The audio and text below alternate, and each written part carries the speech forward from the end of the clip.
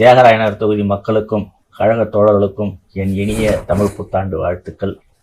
இன்றைக்கி நிறைய கேள்விகள், ஏன் பதவியை ராஜினாமா பண்ணேன்னு சொல்லிட்டு சோஷியல் மீடியாவிலையும் நேர்லேயும் ஃபோன்லேயும் நிறைய பேர் டெய்லி தொடர்பு கொள்கிறாங்க. அவங்களுக்கு ஒரு சின்ன விளக்கத்தை கொடுக்குறேன். ஏன்னா வேட்பாளர் சீட்டு கிடைக்காதனாலையும் அண்ணன் பையனுக்கு சீட்டு கொடுத்ததுனாலையும் கோச்சிக்கிட்டாரு அப்படிங்கிற மாதிரி சொல்கிறாங்க. அண்ணன் பையனாக இருந்தாலும் என் பையனாக இருந்தாலும் தப்புன்னா தப்பு தான்.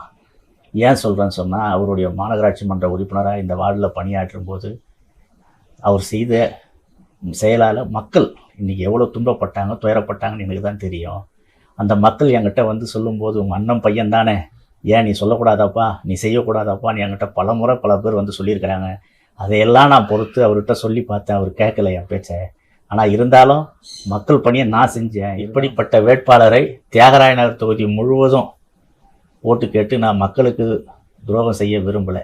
அதேமாரி என்னுடைய வளர்த்த என் கட்சிக்கு நான் மனசாட்சிக்கு கட்டுப்பட்டு என் கட்சிக்கும் துரோகம் செய்ய விரும்பலை. இதனால் 30 வருட உழைப்பையே 2 நிமிஷத்தில் தூக்கி போட்டுட்டேன்.